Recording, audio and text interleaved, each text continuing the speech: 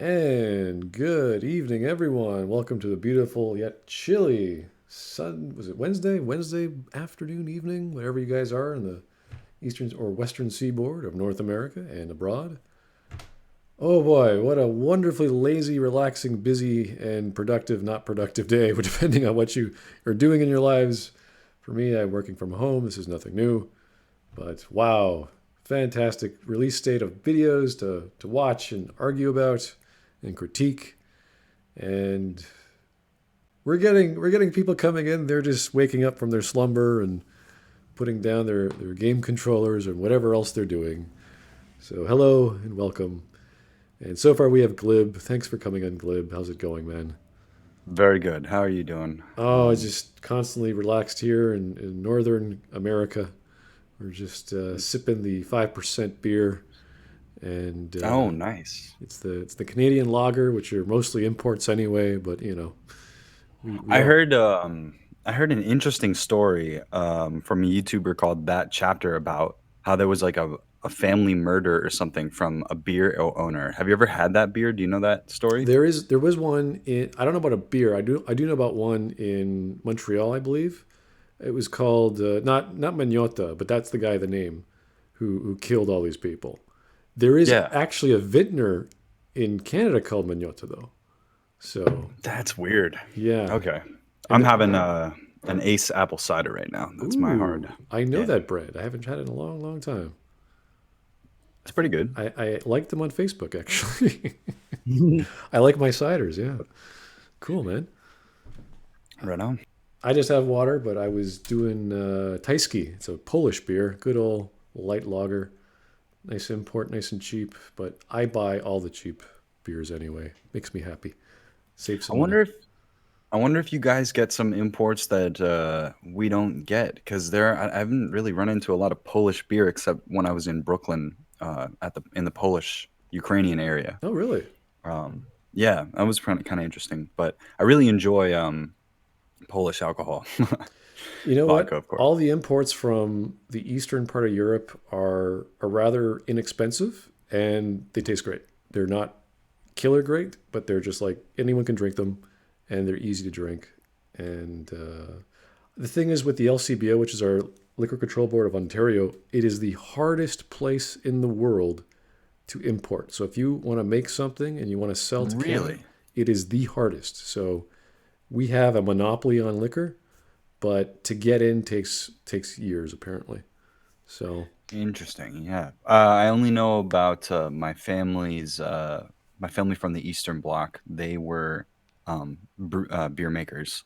They made pivo, which is the Serbo-Croatian term for beer, cool. and they were pretty popular over there. But I wish I could try it. I've never had it.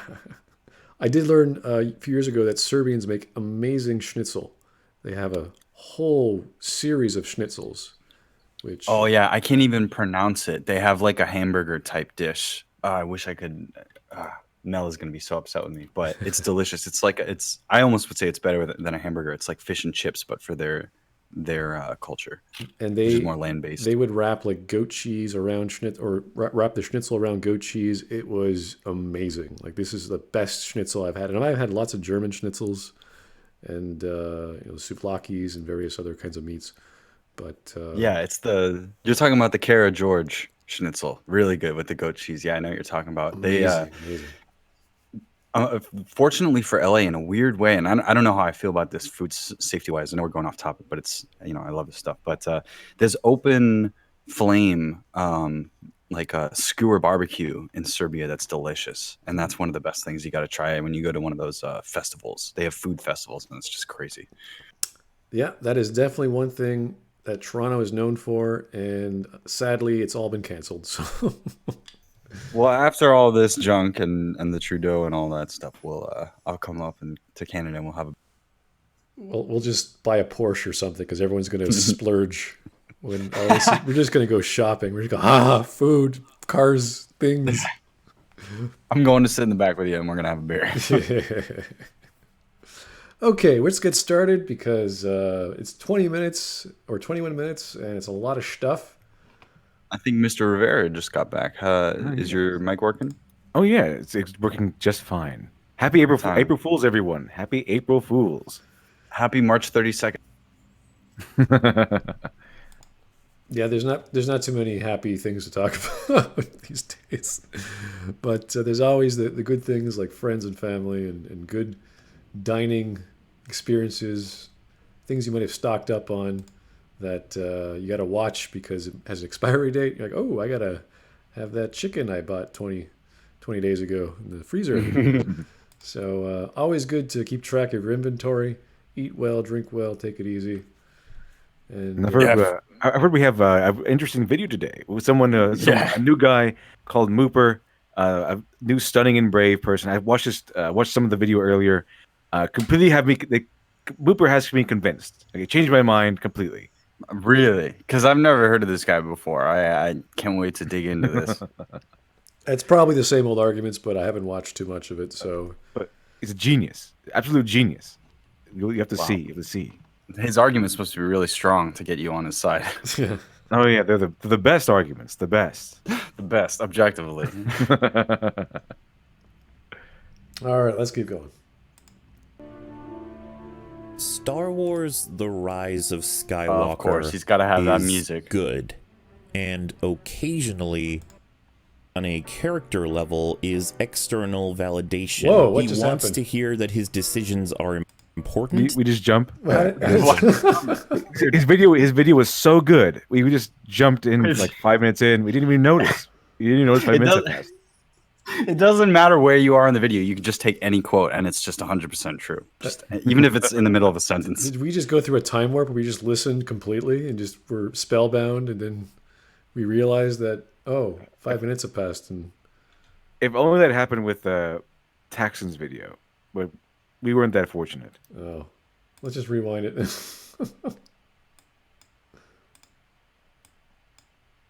I know half of you already disagree with me vehemently, but all I'm asking before we start is that you consider the possibility that a movie you loathe still has some strengths we can all learn from. The focus of the controversy around this piece of cinema has to do with how it challenges the legacy of its own franchise. When it comes to the Disney era of Star Wars, The Force Awakens gave us, the audience, what we wanted. Did it, though? I don't know. We're home. I'm convinced that it did. It was a The Last Jedi masterpiece, challenged obviously. what we wanted. No, you're still holding on. Let go. And this final chapter asks us if we've been given what we needed. Some things are stronger than blood. Confronting fear is the destiny of a Jedi. And just like Star Wars entering the modern era, It's like how he Modern. It's like he puts the clips that have no connection with what they're talking about, like the others do. It's fantastic. You know what well it's done, like? Muber. Remember in Interstellar where the guy's trying to explain how space can like fold in on itself, like the paper with the pencil going through it? Oh yeah, That's what's going on in my brain right now. arena, what we all need is identity. Today I want to look at this masterpiece of a trilogy and dissect in detail the dramatic bedrock upon which Okay, so I can hate something but still respect how it's delivered. yes. That's only the way. That's how geniuses look at things, and you can tell by the lack of testosterone in this man's voice that he's a genius. Okay. Because we, Yeah. I was gonna plan to go to bed, but fuck it, I'll join. Mooper is fantastic. Oh, hey, he's Shiney. an How's absolute it going? genius. I don't agree so far. This is a terrible video. He hasn't even made a single point, but you know he's got the emotion. He's got all of those things working for him. You know, it's That's all you need, though. video. Asshole. That's all you need, though. It's the emotion, and because Mooper is a genius, and just like everyone else, all the Jack Saints and the Just Rights, they all lack testosterone in their voices, and they're all geniuses. So I'm assuming Mooper must be a genius also. Okay. Shit, man. You're starting to convince me. I have to see more. Someone's laying it on thick. First, we have to discover whether or not your story needs to be very clear with what the conflict is and why it matters. I think it's advantageous to discuss this in regard to The Rise of Skywalker because this film has 3 distinct character journeys, and each of them answer the claims. I thought he was going to say this movie has 3 distinct character wombs, and that'd be a really insightful. That would be big-brained.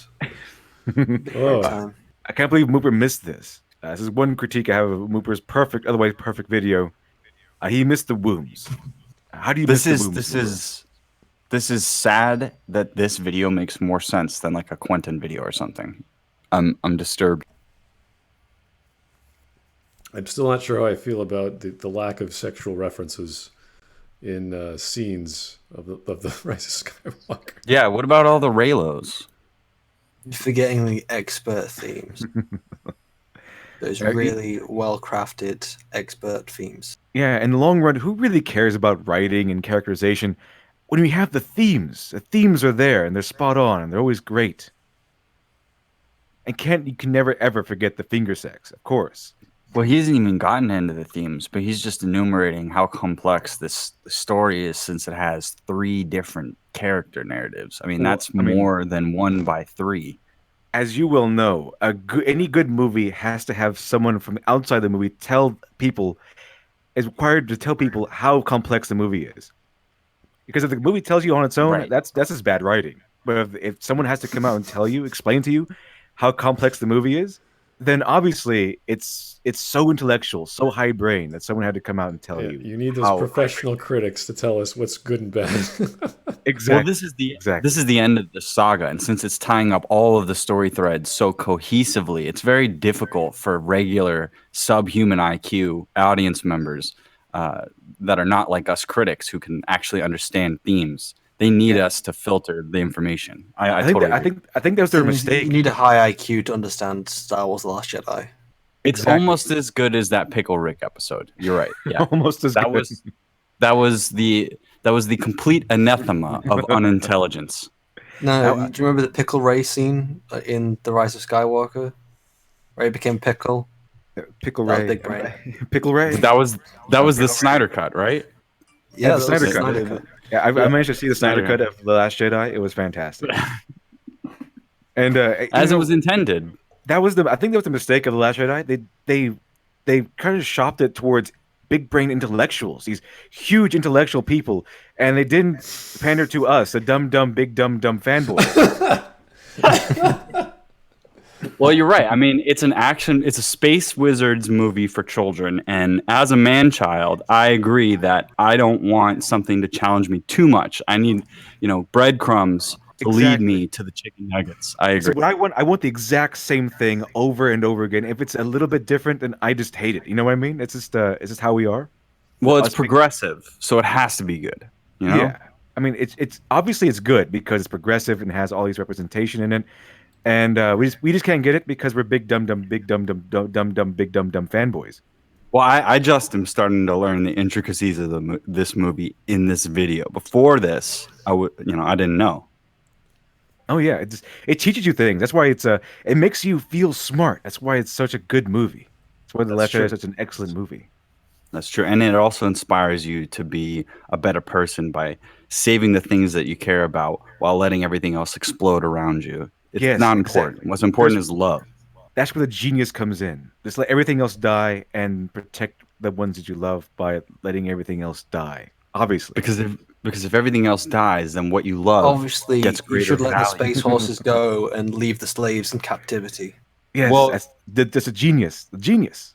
But maybe they'll follow the example of the horses and run out with them. Or maybe they'll use their Jedi powers. Well, they'll probably do what Rose did and just ram all the cars into other cars. Because that's when you could tell you love someone. You just hit them with your car. And you're actually saving them in the process. So it's not like a bad True love. hit. It's like a nice hit. Well, it's okay to kiss somebody that doesn't expect it or want it if you're a girl. Because the other way, it's so rapey, you know? It's just not acceptable. Right. Obviously, men are toxic, so you can't have that. That'd be ridiculous if the man did. his toxic masculinity is lowered by the fact that her feminine power is washing over him. You know, it defeats the patriarchy and by making the political personal. And it heals him and makes him whole and complete. That's what it does. He can be a non-toxic masculine man in the feminist future as an ally. And then he can once he releases all of his toxicity and becomes a nice ally, he can stop believing in objectivity. It's perfect. And that's how he defeat the Empire, the First Order. It all has to do with just Star Wars. That's what's so genius about it. Are we just gonna do this for like the next 4 hours? Well, we're really just being inspired by the movie here, so it's really the movie going through us. It's not just us. Yeah. Yeah. The movie's inside you. It's inside all of us. So now you're getting it. Yeah.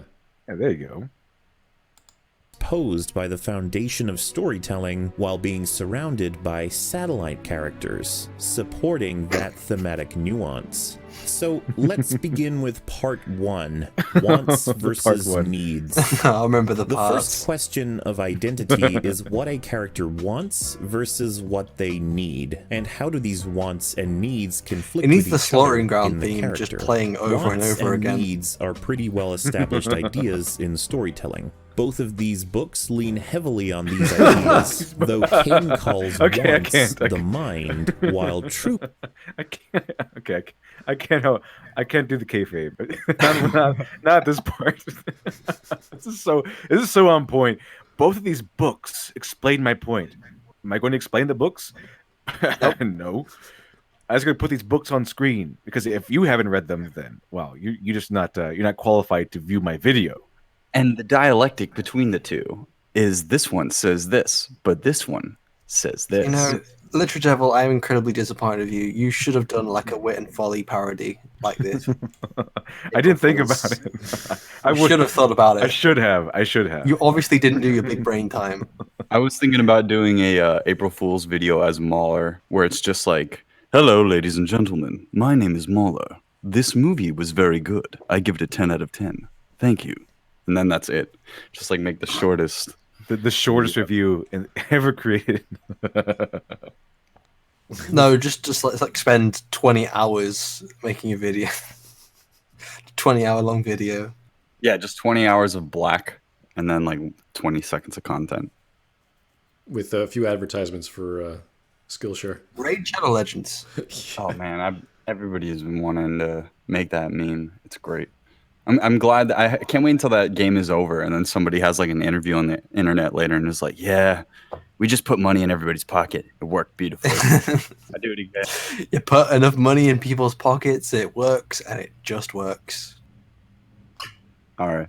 I think it's funny though that it's like this video you can't pause as much because it's so crazy.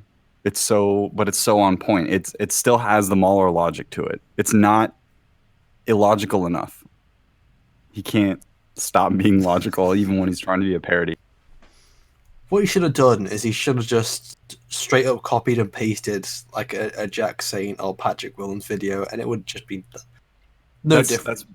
That's basically what the Goodell is. The game lessons educational developers booklet. I remember someone ironically recommended, what was it?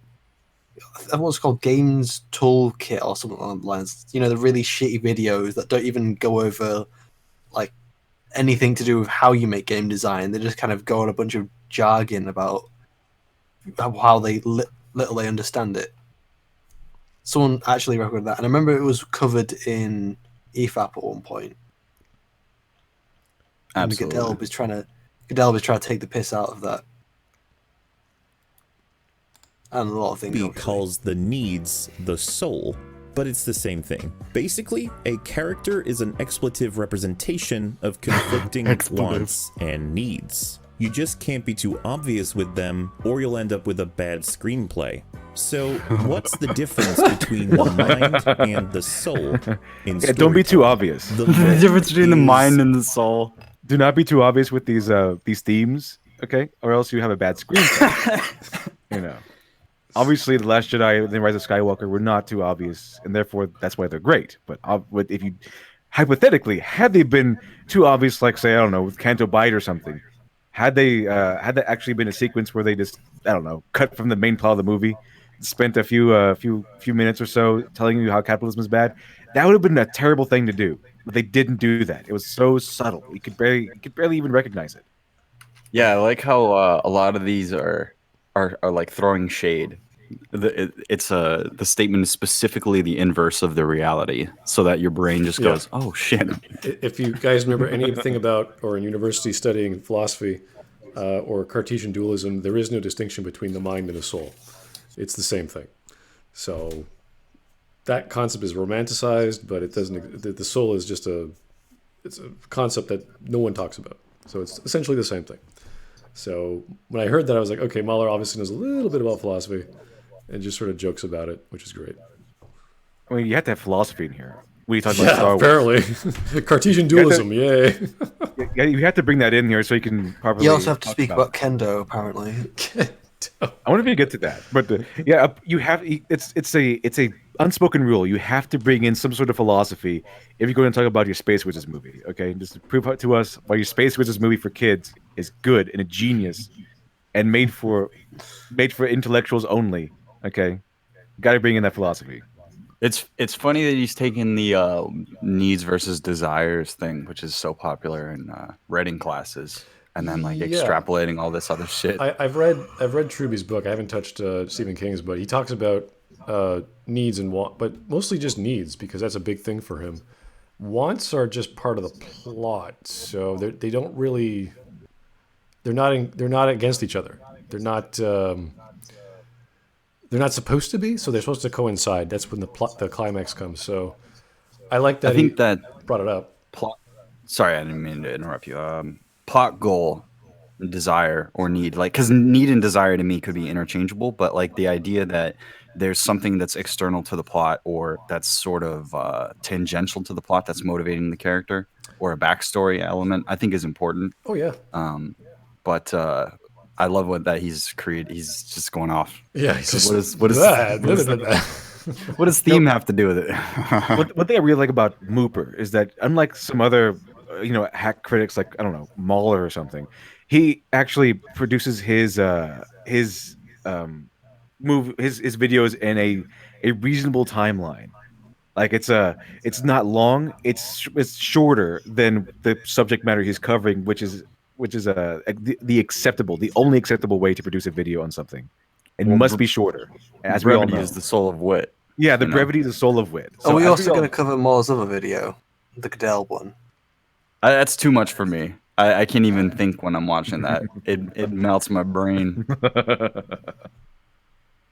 Primal, mammalian, an organ-dependent and despondent through decades of decadence. What? Minds relate to like power, money, status. As Truby postulates, a character will begin their journey relentlessly pursuing their mind's desire. However, this inevitably leads to dissatisfaction due to the want in some way being immoral or misguided. It's not the thing they actually need to solve their problems. Needs are, according to King, the soul, what the hero must fulfill within the self in order to have a superior existence. When a character does what they need to do, we can see what the lesson, theme, and moral of the story is. Let's start with Rey, since her arc is the most overt. Rey wants to discover her identity at any cost to the world around her. She's reckless and unfocused when we What I like about Muber here is that he's bringing forth one of the most genius things about Rey's character,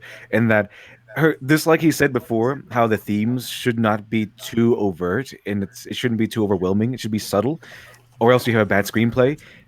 The thing about Rey, the genius surrounding Rey's character, is that her character arc was so subtle, it seemed like it wasn't there at all, and that makes it a good screenplay. It's almost like everything that Muber is saying is like the opposite of the truth so that you can see the truth. Exactly. And he's such a genius video creator. He's subverting my expectations every step of the way, which is exactly what I word. didn't even know that I wanted. It's like we're watching a movie backwards all the time. And now it's going the proper way. It's like we're watching a movie about lasers intended for adults.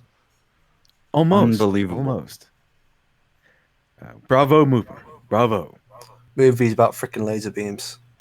You meet her. I'm never touching that thing again. I don't want any part of this.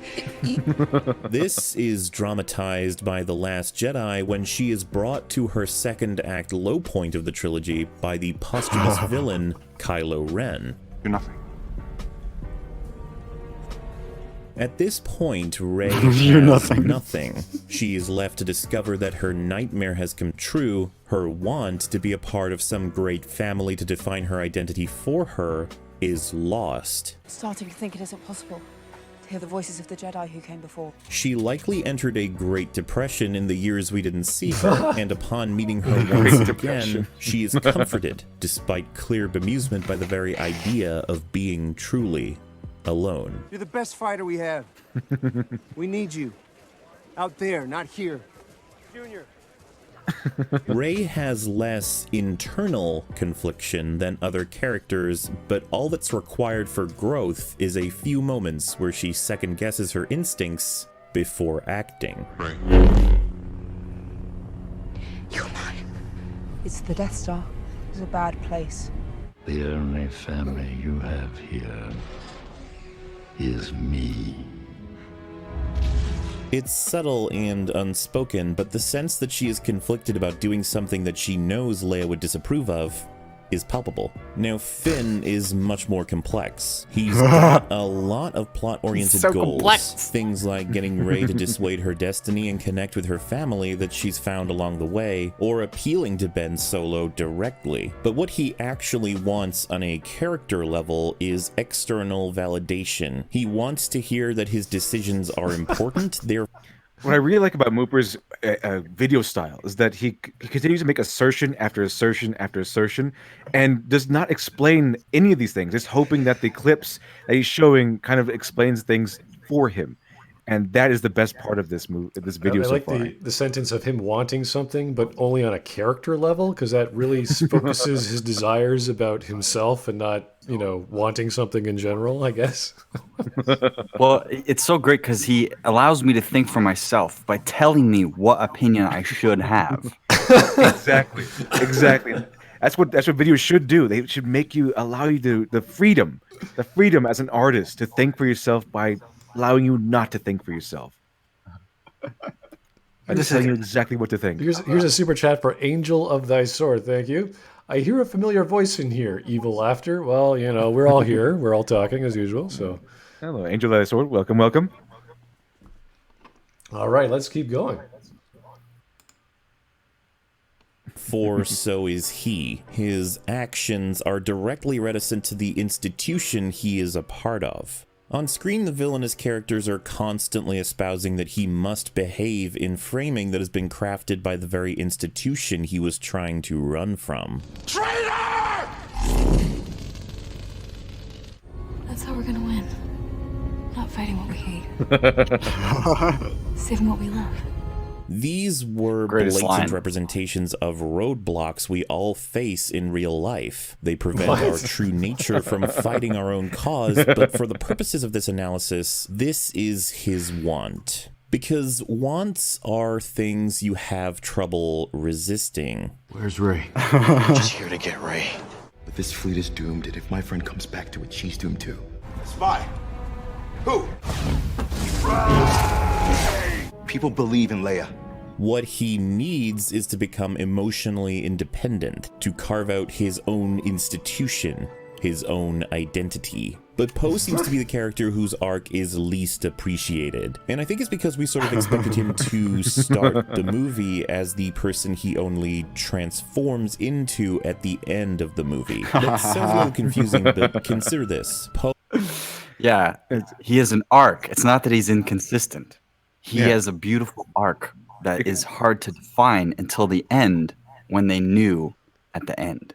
Exactly, because just because he was a pilot, a soldier and a pilot at the beginning of the movie, does not mean he was the same soldier and pilot by the end of the movie. No, he clearly has a different helmet, which shows his growth in his mental strength. And he had to carve out an entire institution, but also his identity simultaneously. I was like, what? How do you carve out an institution? And then therefore become emotionally independent. He was emotionally reticent. That was so well said. I'm going to create an entire organization and then become emotionally independent. From the organization I created? That's what everyone does in life. As Muber just said, everyone goes off, creates their own institution, and then therefore becomes emotionally independent from that institution. Everyone goes through that. It's the spirit of resistance to go against institution, especially when you are the institution. And you can especially see all this complex stuff that Muber has pointed out just for us when Finn wriggles his eyebrows. It's so apparent. Yeah, his acting acts on the story's writing. Exactly. That's the genius. Here's a super chat from Oren Albert Mazel. Speaking pattern reminds me of Pop Culture Detective. I'm trying to think of Pop Culture Detective. That is, what's his name? Anita's boyfriend, not. Macintosh. Yeah. I thought Johnny, it was like, Jimmy? it's got some kind of eye avatar or something. Yeah, no, his name is what's his name? Jonathan McIntosh. Yeah, Jonathan McIntosh. Yeah, his dad was like a super rich guy, and 9/11 changed him forever, and then he became like an activist, and ever since then he's been the foremost in the efforts of the cucks against the alphas, and they have over 9,000 non-victories, which is much more than I can say for the opposition. Here's another super chat from Alet Fredo's Bookshelf. Thank you. Isn't Muber a girl? You're all sexist. Also, cheers. Oh, that's nice to see you too, but didn't know we were sexist. If Muber is a girl, I guess we have to be nice now. Can't you tell by the voice? Well, obviously, Muber is the most feminine of women. Well, that makes me want to slide into the DMs with all my I'm on your side stuff. I think we have to apologize all on Twitter, I guess, to her organization. Set up a GoFundMe? That Muber is emotionally independent from. There we go. Emotionally reticent. An institution set up to resist.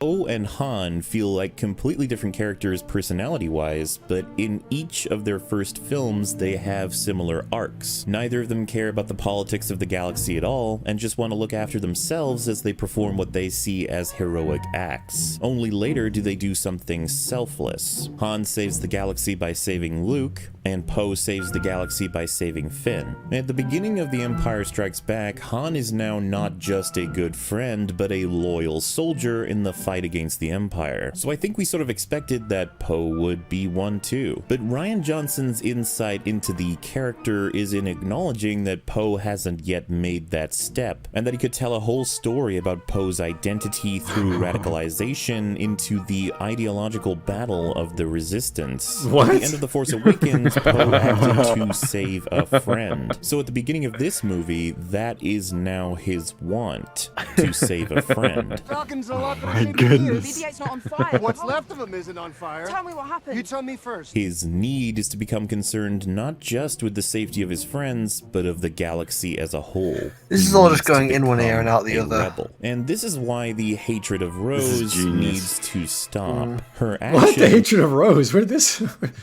Nice pause.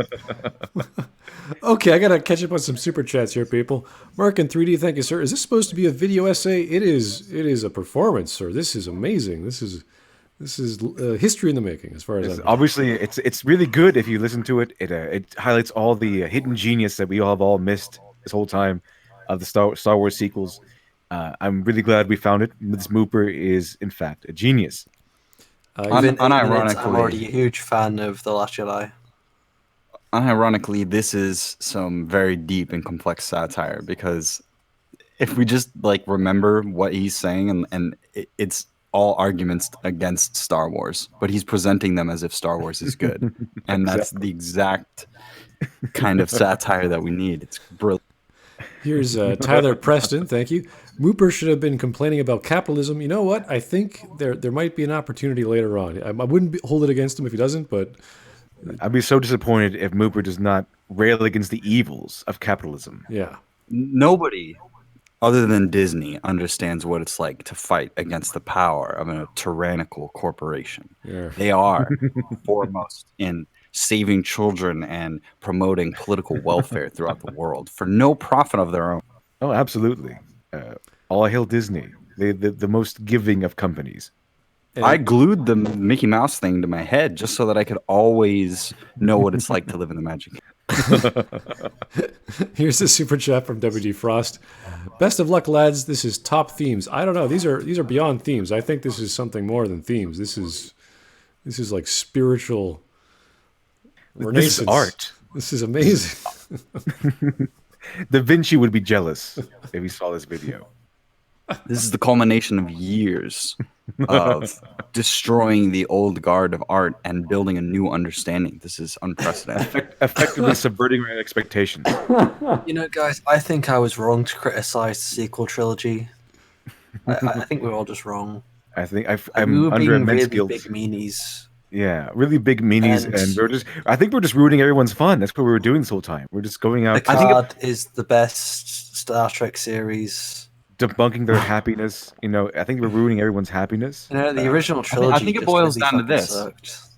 If the OT can be good, why can't the ST? I mean, it's the same franchise. We're Star Wars fans. I mean, if you really think about it, Luke and Rey are pretty much the same person. They went through the same journey, underwent the same stuff. Come on. Except she's a little better. She's got all those powers, like all the stuff that we wanted to see Luke do. You know, like that I liked in my animes. She's Luke, but far more powerful and with no flaws. For new generation, that's genius.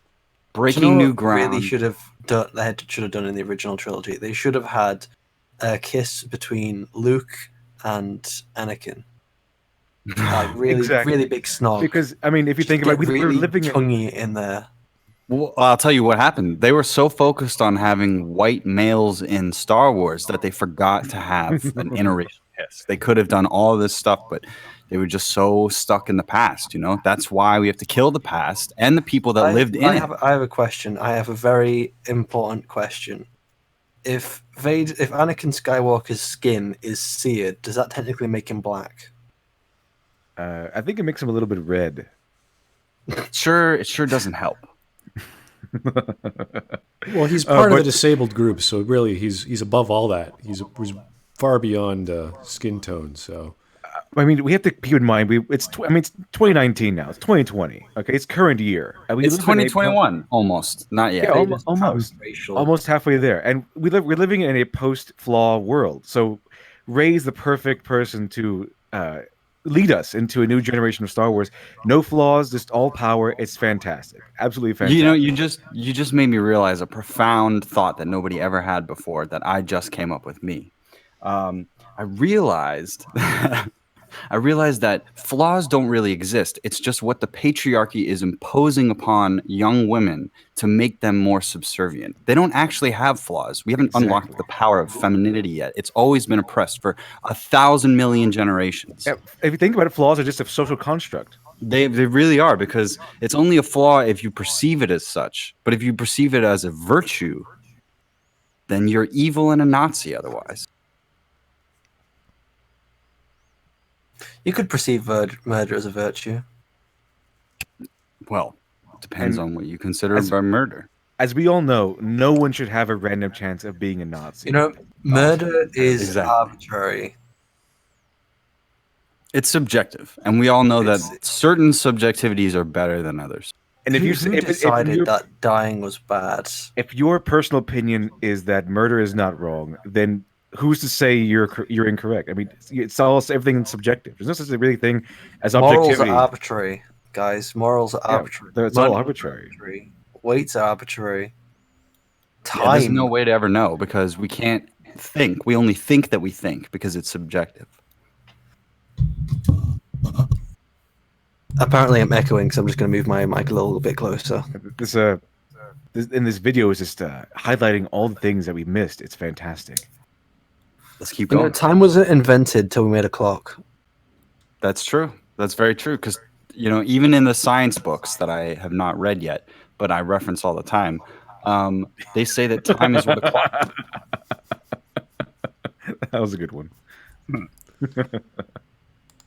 though negative, push these characters through their journeys. Part 2, Conflict. Adolf Dukovsky is a Russian philosopher I very much admire. And he said, the fundamental equation of storytelling is to distinguish what challenges the want versus satisfying the need. Once you discover the difference, nothing stands in your way. And so, how do the characters' wants and needs conflict with the outside world? How do they conflict with other characters? The outside world one is pretty easy, right? They all conflict with the First Order, and Poe conflicts with the lower classes of Kijimi. But as to the second question, each of the main characters is opposed by two others. One who represents or enables their wants, and one which forces them to realize what they need. The protagonist is sort of caught in a tug of war between these two opponents. Poe is in conflict with Finn because of his recklessness, but he doesn't force him to change his ways. He scolds him, but enables him as well. How do you know how to do that? On the other hand, Finn freezes him out of a leadership position entirely, and shows zero tolerance for his attitude. That's for damn sure. As for Rey, Kylo keeps impressing on her that she has a moral responsibility to search out her identity. You need a teacher! I could show you the ways of the Force! Let the past die. Kill it, if you have to. That's the only way to become what you were meant to be. I'm going to find you, and I'm going to turn you to the dark side. You're so lonely. This is the best boyfriend you could possibly ask for. I know when the moment comes, you'll be the one to turn. You'll stand with me. Killing, wanting to torture you. Yeah, it's great. Yeah, almost as good as Jeffrey Dahmer. You know, While this Luke is the argues best that there is relationship. no objective morality and that Rey would be Best wise to scene, be 10 out more of 10. identified within herself. She's still trained me. Look at how good that effect She was. saw your spirit. Your heart. The detour through Kijimi, which I The- know that it gasoline admittedly metal in has the some background. pacing issues, but is perfect on a thematic level. It's the splash of water in the face that wakes Rey up to what she needs to do. And finally, there is Finn, who, though he is briefly in conflict with Snoke, spends most of the film in opposition to Jannah and her ex-trooper antagonists, one of whom warns him about the dangers of following his selfish identitarian desires, seeking a faction to define him rather than being a Identitarian faction desires. he is desperate to support, as these heroes have become. Jannah is Finn's character brought to absolution. So, by the way, if you're wondering why Chewbacca or Obviously, this new character they brought in is Finn's character brought to supreme absolution. It's she the is logical Finn. conclusion. She is Finn. If Finn would just grow up and stop being a whiny man baby. If Finn had a pair of tits. Yeah, exactly. It makes perfect sense because we need another one. Why not just have two when you can have one? Why just exactly? Why just You have know, one? this You isn't have two. getting out of hand because now there is two of them. Yeah, Look, so- let me put it this way: you I mean, can't. and there's You no don't see fish is complete without two fish. exactly. That's exactly. Great minds think in the exact same way without disagreeing at all, or else we can't talk. You got to have derivatives of derivatives of derivatives to have good character understanding between them all. You can't just do it with one character. You have to do it through all of them. You keep going till infinity. It's only through repetition do we see how certain things are unique. And Muber is genius in showing us this because he sees that there's so much complexity and so many things being told to us from Russian philosophers and storytellers. All of this is compacted in what surmounts to about 1 to 2 seconds of film. That's Do I the keep brilliance. echoing? Apparently, someone says that I keep echoing. Yes, you're subjectively echoing. In the That chat's is not a opinion- helpful answer. In the chat's opinion, you are echoing. And in That's my not opinion, fucking helping. You have to understand it's their lived experience, and you have to listen to them. you can't deny one's lived experience.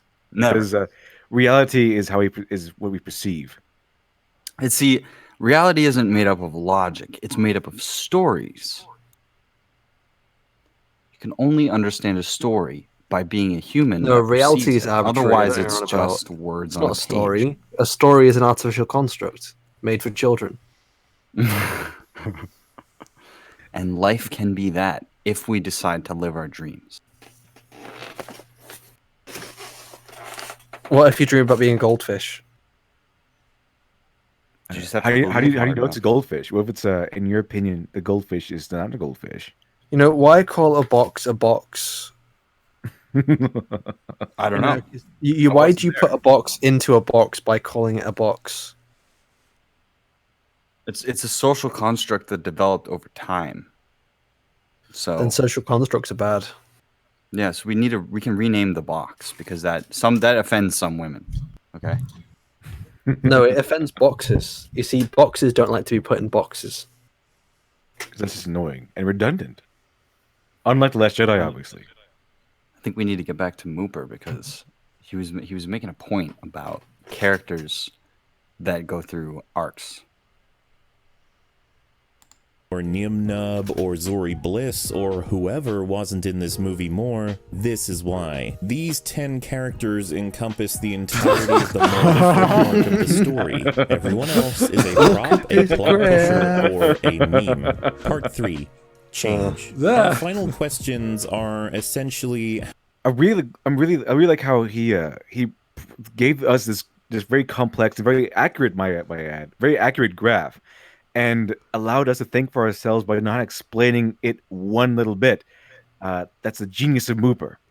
The genius of Muber. Yeah, you know, all those lines took like probably 10 hours each to figure out, and there's like 20,000 of them. You know, they had to draw each individual pixel of that line because on a 4K resolution.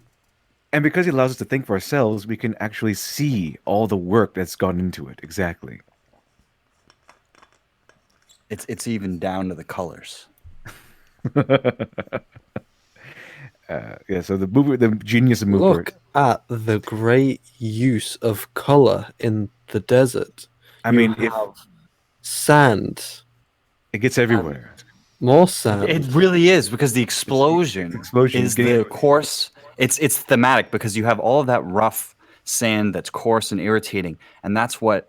And it is getting everywhere. He's never had, and it is getting everywhere because the explosion represents the explosion of Finn's life. He doesn't know what's going to happen to him next. But therefore, I disagree. I think that this represents life in general because life is coarse and rough, and life is everywhere. And therefore, metaphorically, this movie is the actual real movie that redeems Anakin Skywalker in the end. Not Return of the Jedi like we thought it did, but this movie finally justifies Luke Skywalker. You see, Anakin was the worst character of the original trilogy, which is why he had to be replaced by Rey, the true chosen one. Well, we didn't get the full prophecy.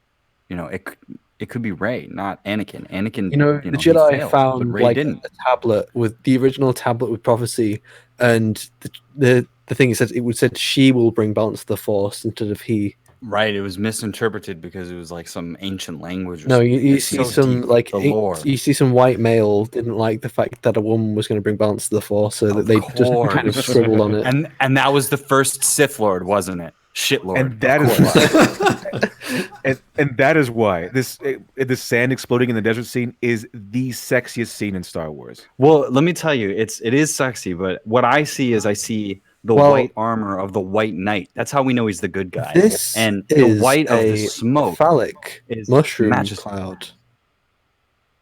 Yeah, but here's the thing. But all mushroom clouds are phallic because they're part of the patriarchy and how they defeat their enemies, not by going up close to them and screaming at them like everyone should, but by dropping bombs from far away, part of the military-industrial complex of capitalism. Because that's really. Have you ever seen what a missile looks like? It looks like a penis. Like a penis. Exactly. It all clicks together. You know, if I think if our army fielded more vagina-shaped weapons, we'd be more successful at spreading peace. That reminds me of a episode of Star Trek Picard where there's like these flowers which are clearly obviously phallic objects, but the inverse of that. So, and they capture entire Borg cubes, which are obviously, three-dimensional. Dick shapes. Right. They're dick-shaped cubes. There's really nothing about them that you could say is feminine. They're just in the way, and they can totally capture them. It's great. It captures it in a way that produces life, which is the magic. It's sexy. And that's why Muber's video was so on point, because if he made it, you would think that he would make his video clear and really succinct and easy to understand, but being so ambiguous and making that little chart that we just saw, little graph, right, where he showed us what it was. We didn't explain any of it, so it's really hard to understand what it was. It allows us to think for ourselves in the very end, and that is the genius of Muber. Thank you, Muber. To feel for ourselves. Because yes, exactly. Is not the authentic human experience. To help grow. The real actual human experience is emotional, not to help grow our emotional intelligence.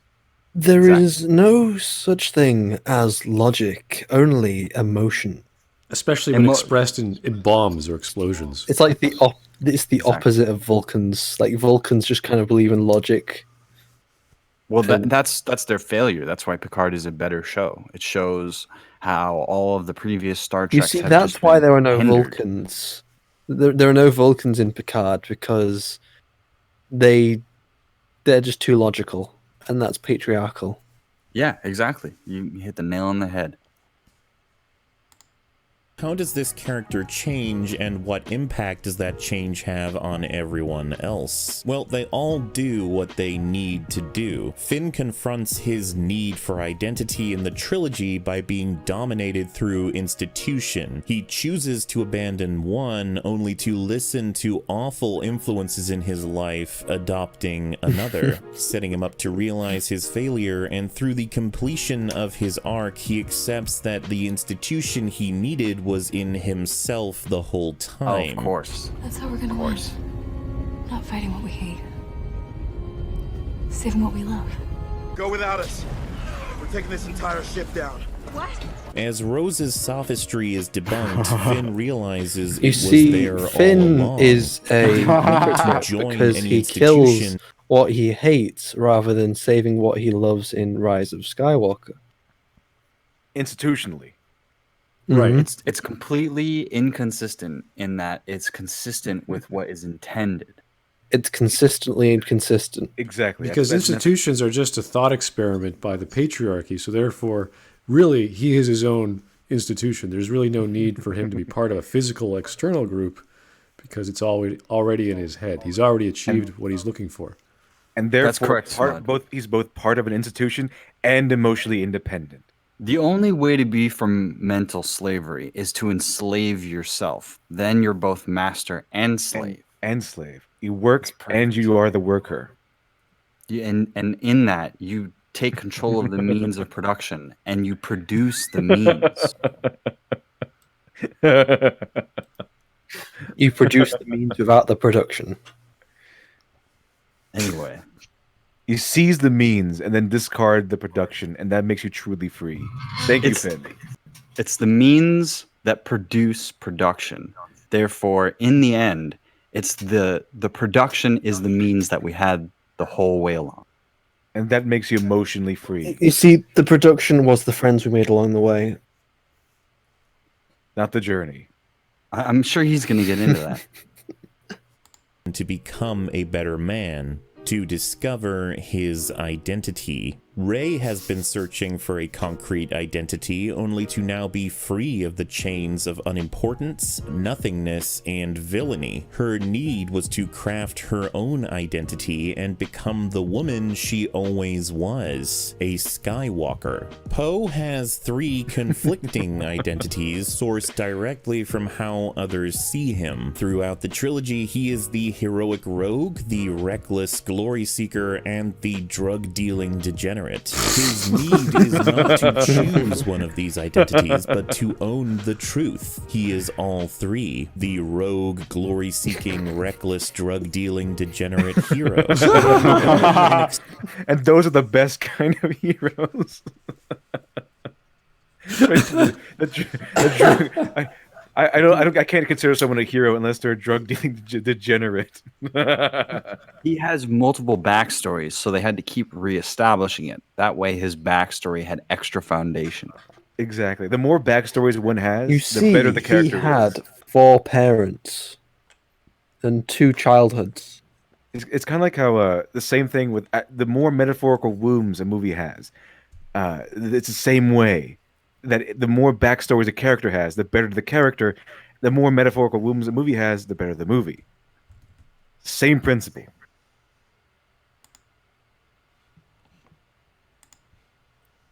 Accepting that he can both symbolically and literally replace Princess Leia as commander of the Resistance forces. Kylo Ren begins the trilogy with a want as a dark shadow of Vader. And I will finish what you started. Only to become a cowardly failure in The Last Jedi. And upon realizing his identity was in direct conflict with Palpatine, he was adamant, despite sexual confusion, that he could own the identity this entire trilogy wanted for him. Benjamin Solo Organa, the hero that the meta-identity for Star Wars needed. A perfect combination of old and new, breathing the literal life into the future as it passes into legend. Okay, this is there like an award that we can give for this video? Is there like a Webby?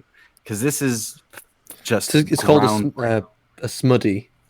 We give out Smuddies. Smuddy award, yeah. Smuddy award.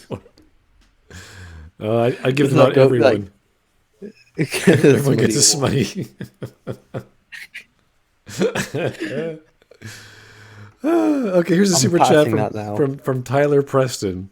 Patty Chan, excuse me, but y'all aren't artists. You can't understand why art can't be judged as good or bad. You see, Richard Brody said. Yeah, of course. Obviously, Patty Chan has a point there. Muber has convinced me, and we're now under the religion of fundamental Patty Chanism. 200%. Fundamentalist Patty Chanism. I thought we were living the only through religion. Pork theory. Obviously, pork theory. As part of fundamentalist Patty Chanism, obviously. It's in the book of Patty Chanism. Verse 7, chapter 1, verse 7. It's on. I think you can measure how good a film is by measuring how many porgs are in it. I think you can measure how good a film is by getting a measuring tape and measuring how long the box is. That's the only way to do it, because that's the objective reality. And that's not art analysis. That's not critique. Saying how long a film is just stating how long a film is. You can read that on the box. Criticism is searching deep into the film and finding your personal meaning in the film through your experience. Personally. That's true criticism. As long as the film is short. And the shorter the film is, the better it is. Because as we all know, the longer something is, the worse it is. That's immoral. You're immoral if it's too long of a movie. There's no case where you might want to tell more of a story. There's only the case of trying to fit within what colloquially known as a film is. Exactly. That's why Long Man is bad. I don't like anybody who makes long content whatsoever unless it's a film. Because everything else is just trying to be a film. Because as we all know, long content is fundamentally evil. Objectively evil. Just thank God Muber here has only made a 20-minute video. It's the longest video I've watched ever. This is a deep analysis of Star Wars, The Last Jedi. Well, I'll tell you, long critique is not deep critique, because you can use big words and make your critique deeper. Long critique is not thick critique. It's better if you just use a bunch of big words. That's it. You use a bunch of big words to make your video shorter. Yeah, exactly. Mauler has the length, but he doesn't have the width. All you need to do is, instead of having a lot of words in a sentence, you can use less words, but bigger ones. And then there's more syllables, and that is the essence of rhetoric. Ethan James says, what is objectively long? so how is Mauler long? Long Man bad. Well, that's in your opinion that my videos are long. Okay. I believe that's referring to the Western colonial concept of time. Which is 100% subjective. Back on the frontier, we didn't use clocks. You see, we are living in the colonial, like, what was it, 2020s. However, you see, we need to go the way of North Korea, where it's like the year 40. Contrary to what NASA propagates through their propaganda, like PBS and Carl Sagan and all that, time is flat. Back in the frontier, they told time by opinion. It was all about where the sun was during the day. You see, the world That's how you told is a big ball of wibbly wobbly, timey wimey stuff.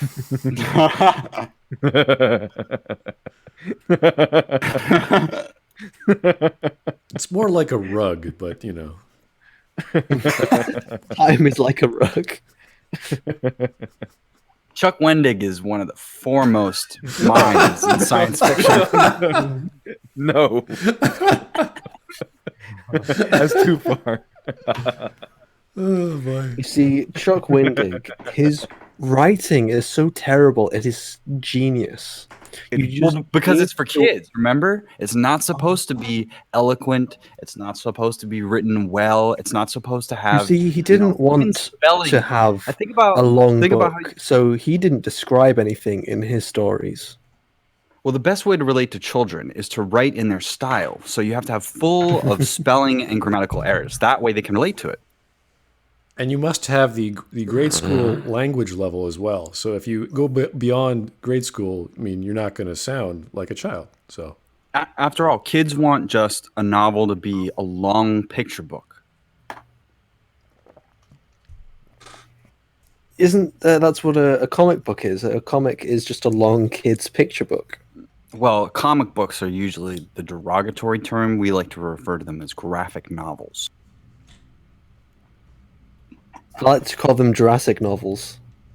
Institutionally. Yes. Speaking, of course. Of course. Okay, let's keep going.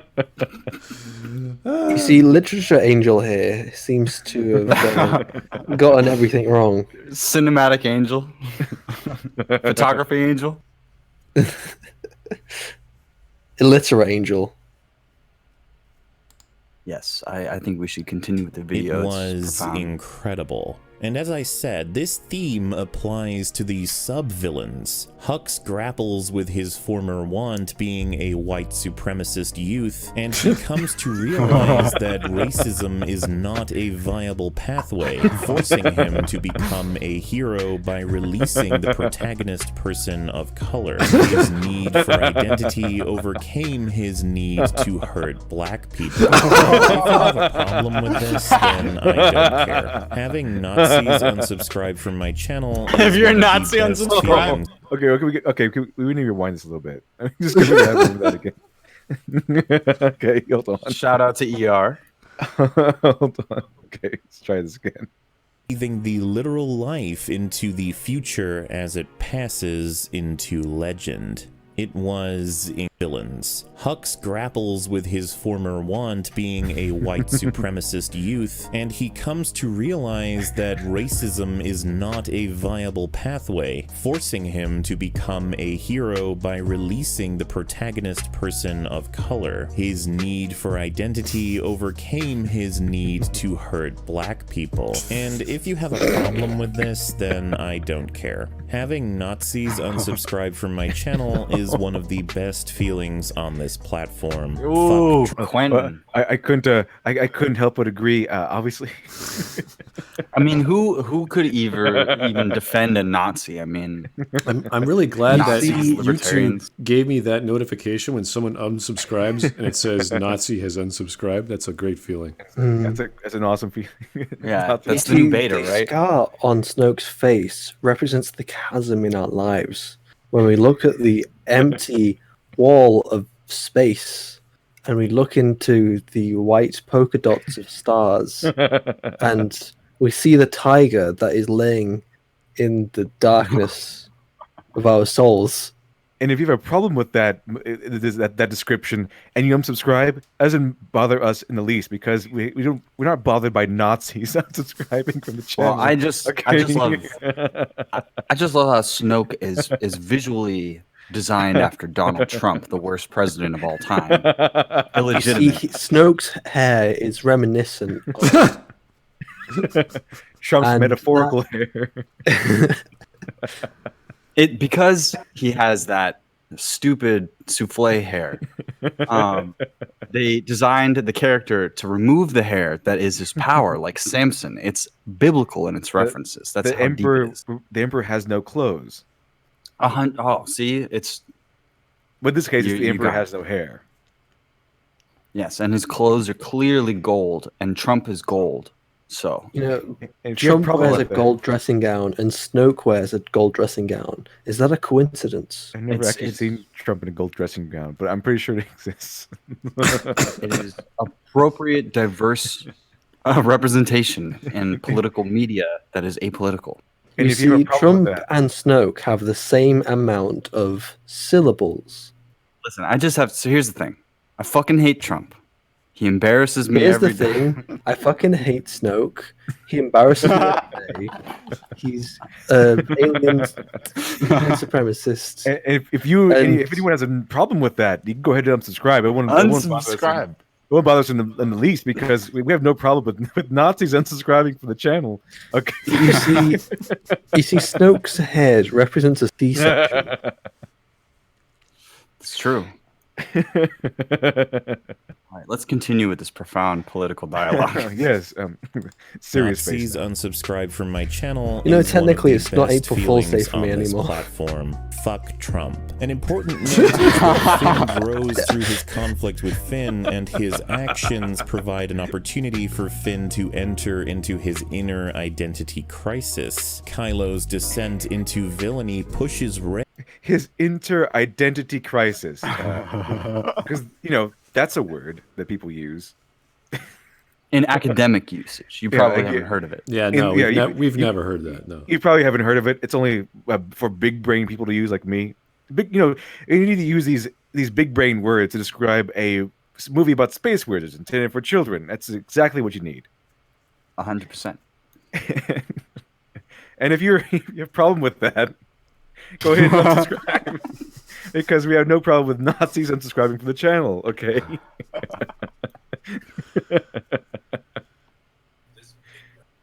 Into an identitarianism that forces her to act. She rescues the remaining Skywalkers from the shame and disgust that Luke brought upon the family name. This is capitalism corrupting identity. And to address many of the angry fans being unhappy with the Rey Palpatine reveal, I think you need to understand that this was exactly where Ryan's story was heading. The issue is that many fans had irrational preconceived notions of who Rey was, and they couldn't understand the idea that this is who she actually was from the beginning.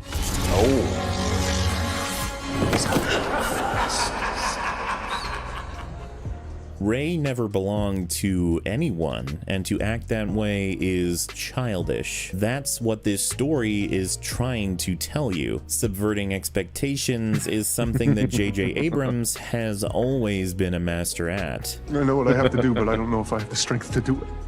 Will you help me? Yes.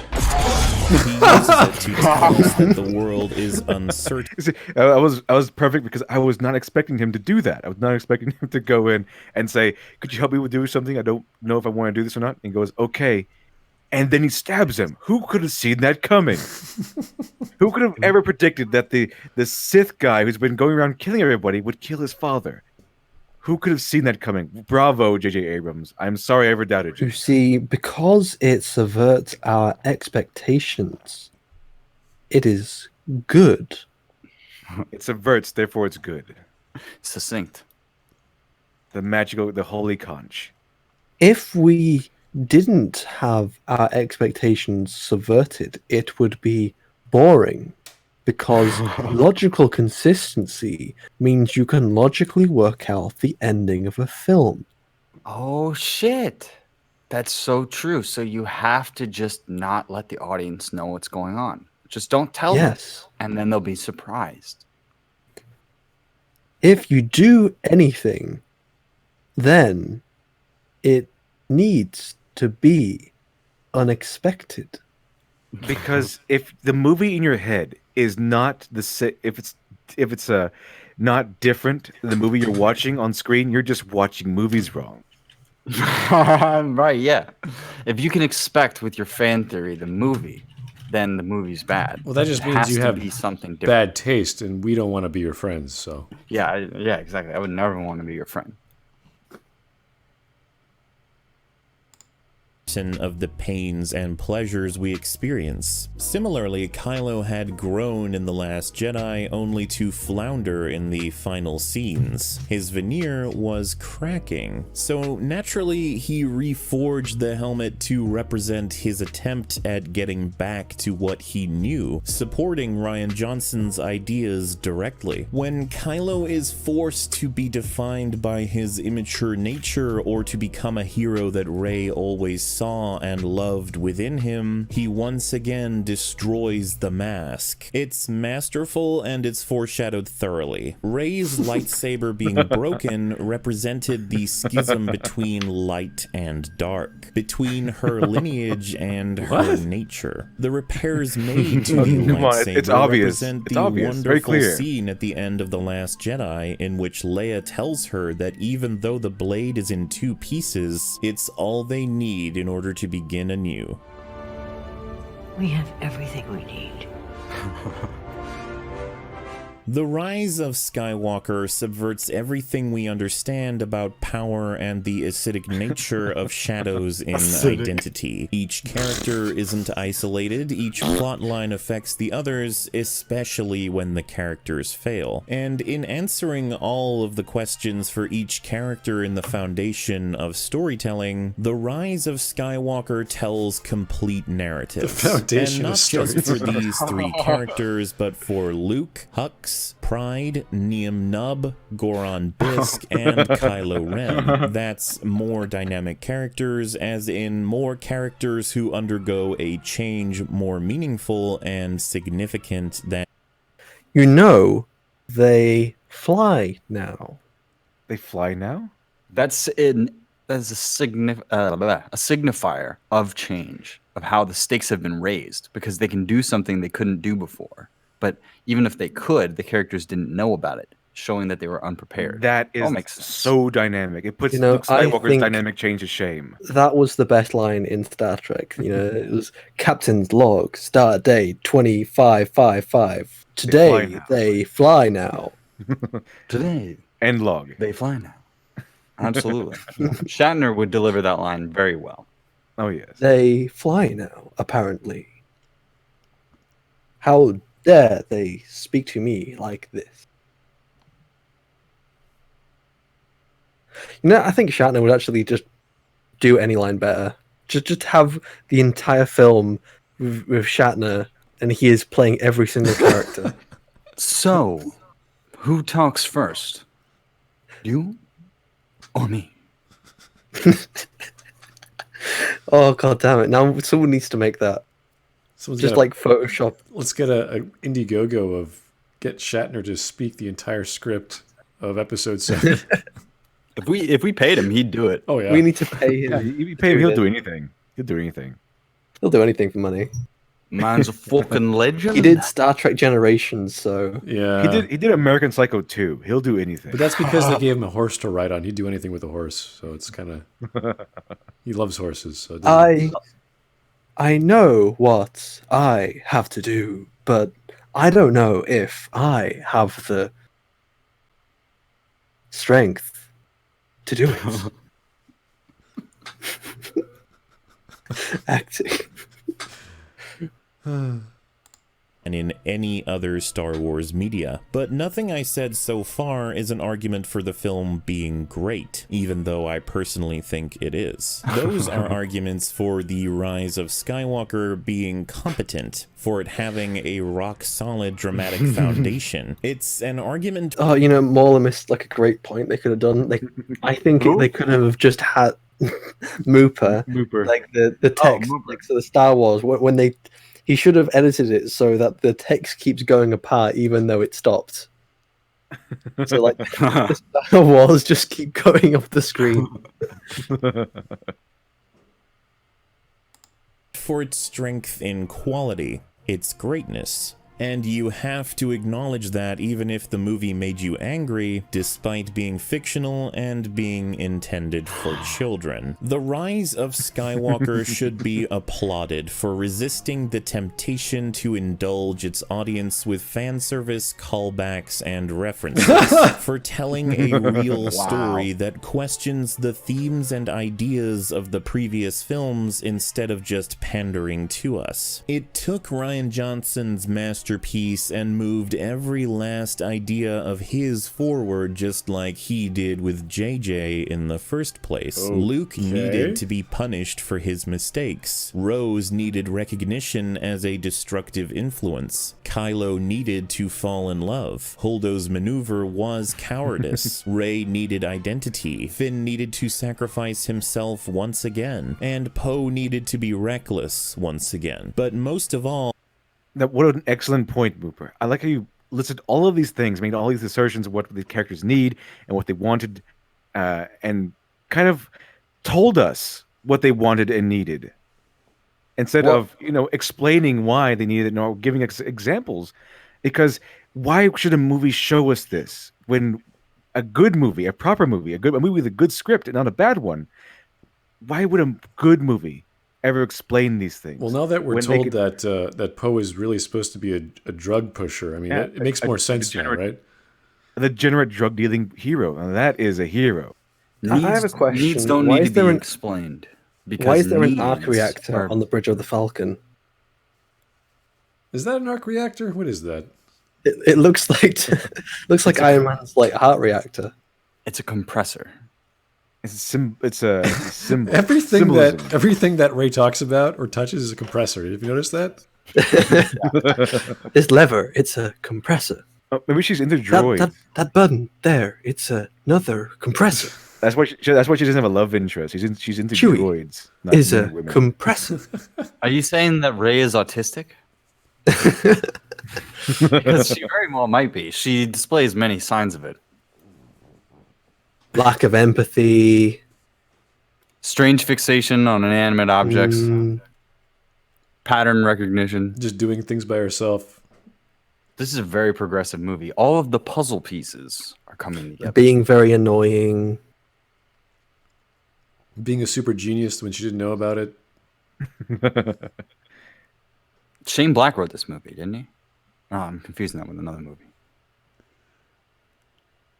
Our characters and this saga needed identity. This trilogy was perhaps the most intensive and bold thematic undercurrent of the modern age of cinematic filmmaking language. J.J. Abrams looked at Rian Johnson's incredibly detailed and honest understanding of the human experience, and he asked the question, what if?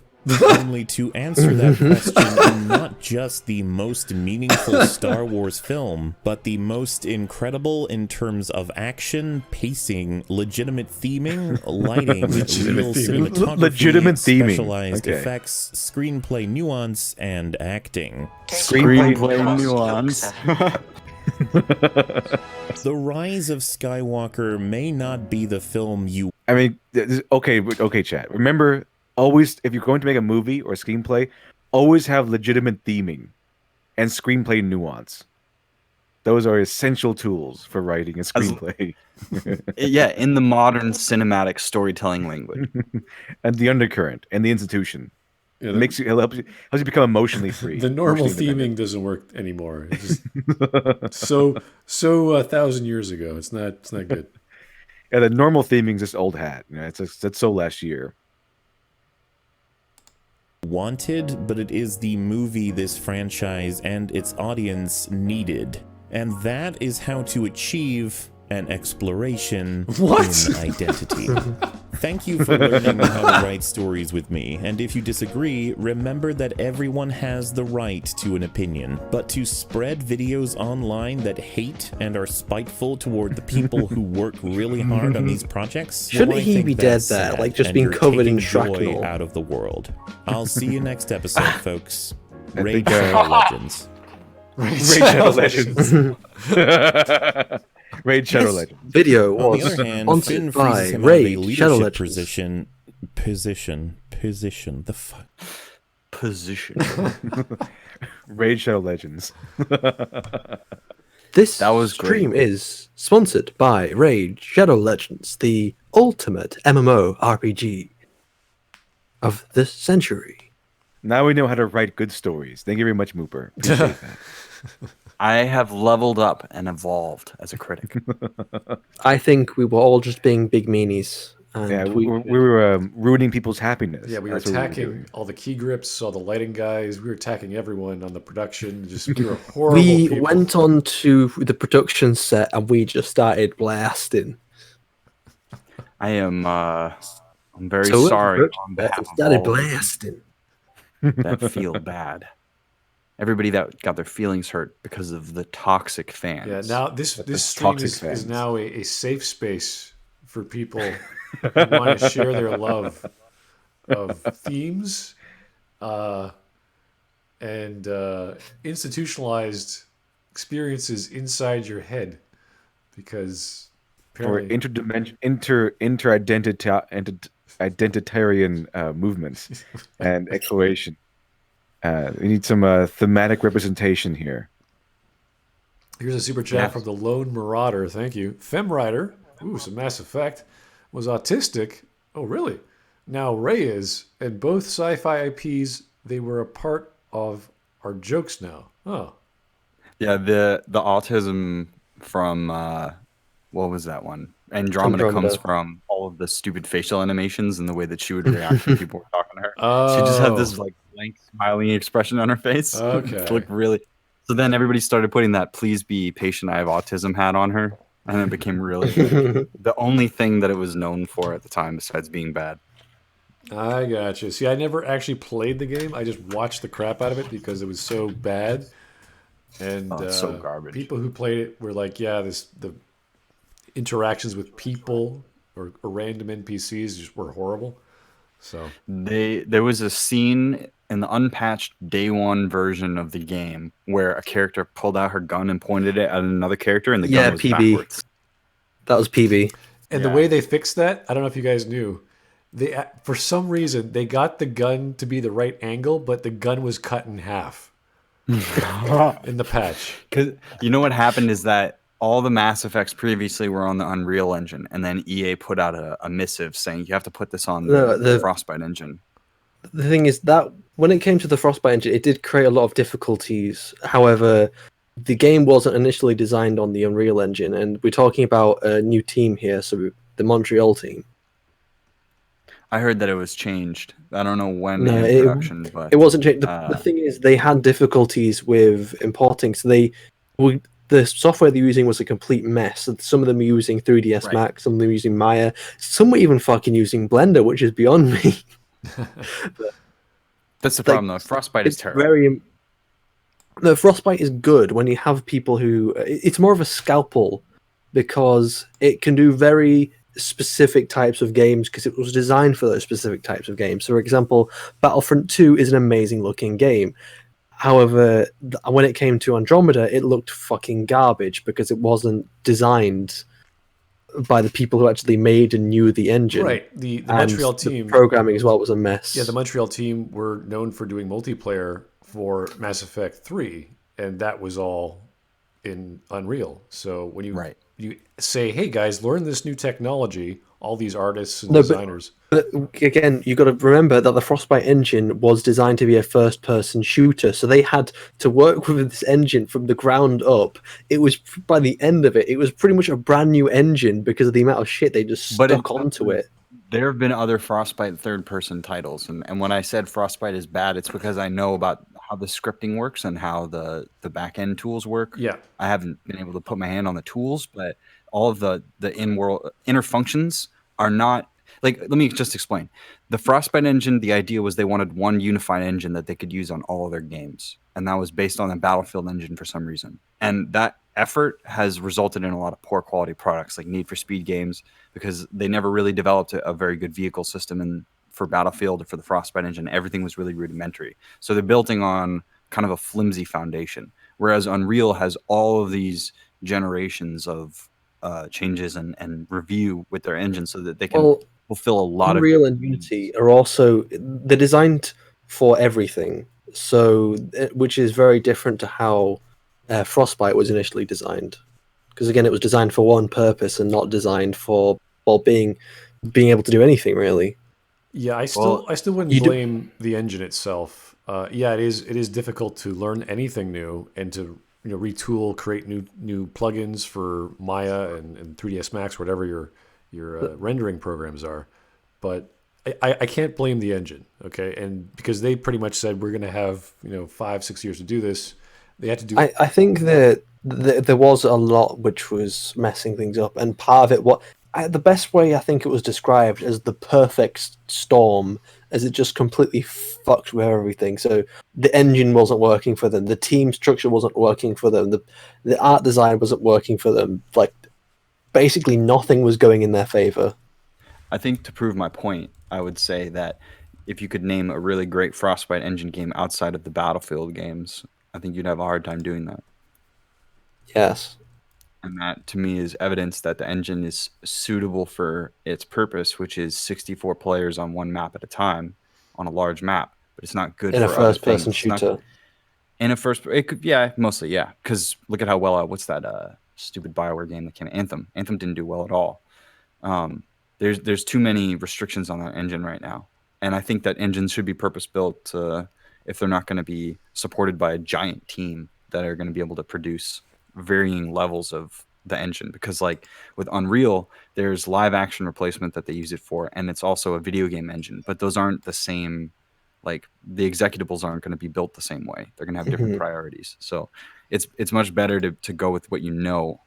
If you've been working on Mass Effect, why would you switch it up to Frostbite? Well, the only reason is because they want this system-wide agenda to try and transfer everything into Frostbite. And I have been watching that for a long time, and I think that EA is making a lot of mistakes based on it. They've finally given up on it, though. Well, did you notice that Respawn didn't care? They made Titanfall on the Source engine, and then they made Jedi Fallen Order on the Unreal engine. Titanfall was in the Source engine? Titanfall Source engine.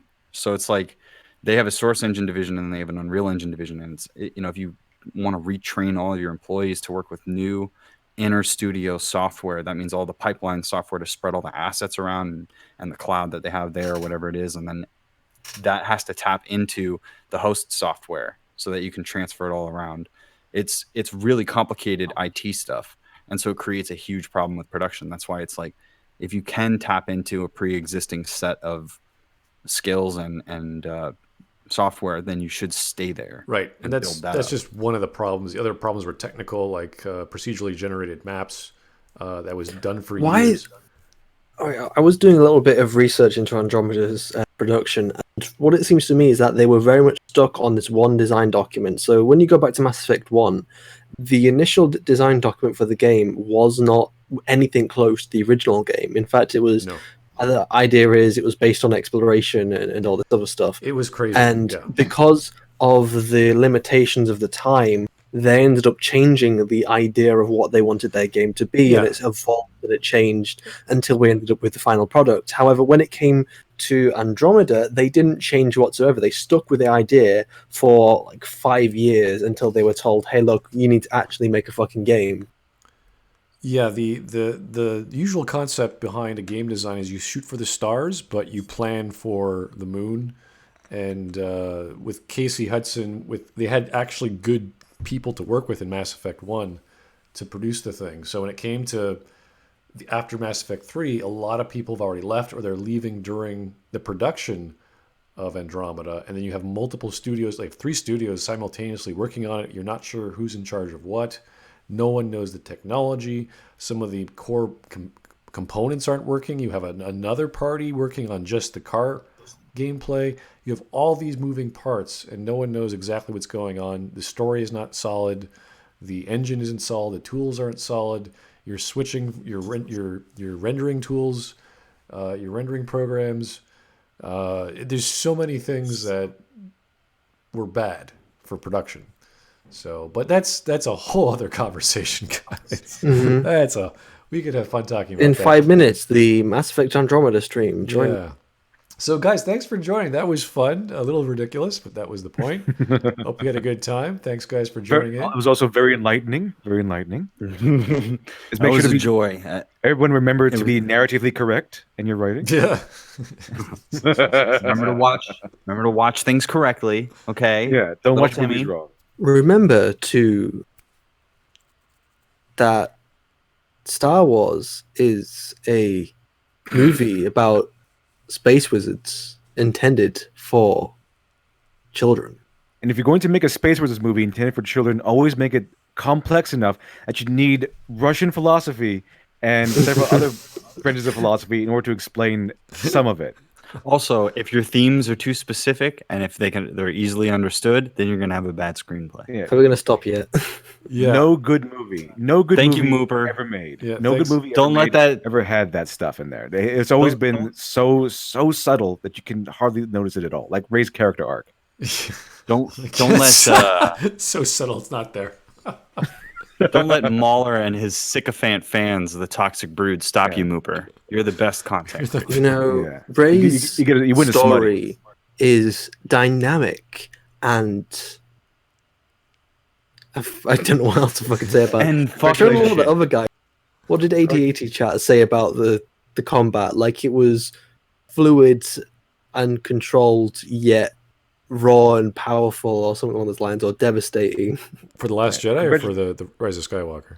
It was The Last Jedi. It was the fight in the throne room, saying how, you know, smooth and angelic it is, but like how raw and powerful and untamed. I'll just say, congratulations, Mooper. You convinced us. You are the first recipient of the coveted Smutty Award. Yeah, this Smutty out of 10. Given every Next- April 1st for 1,000 Next, we'll generations. start just accepting Star Trek Andromeda as the best Star Trek of them all. Star Trek Andromeda? Star Trek Andromeda. Alex Kurtzman is taking Star Trek in a bold new direction that involves words like fuck, which is totally what Star Trek is. Yeah, that's exactly what we wanted. That's the real heart and soul of Star Trek. You know, I fucking love forgot. science, dude. That's right, cadet. Welcome to Starfleet. And then Beastie Fucking Boys plays. cool. It is fucking cool. Yeah, the heart and soul of Starfleet was really just a frat house. Now this is some brown sticky shit. Hell yeah.